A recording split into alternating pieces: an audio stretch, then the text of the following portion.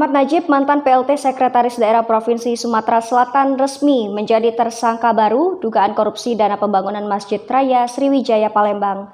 Sebelumnya, tim penyidik Pitsus Kejati Sumatera Selatan Jumat 1 Oktober 2021 juga turut menetapkan dua tersangka lainnya, yakni Agustinus Antoni, mantan Kabid Anggaran Pemprov Sumatera Selatan 2012 sampai 2016, Lokas Angganegara Project Manager PT Indakarya.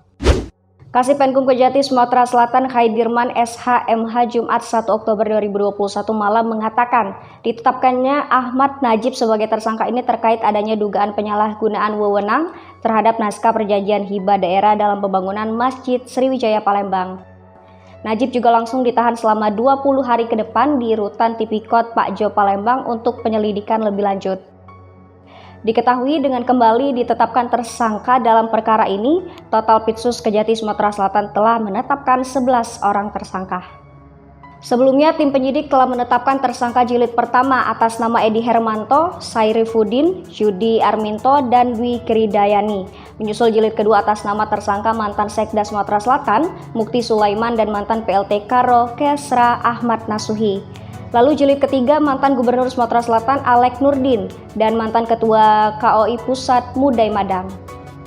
Kemudian jilid keempat tersangka Ahmad Najib, mantan Asisten El Karo Kesra Pemprov Sumatera Selatan, Agustinus Antoni, mantan Kabid Anggaran Pemprov Sumatera Selatan 2012 hingga 2016, serta Lokas Angganegara, tim leader kontraktor PT Indakarya dengan total 12 orang tersangka.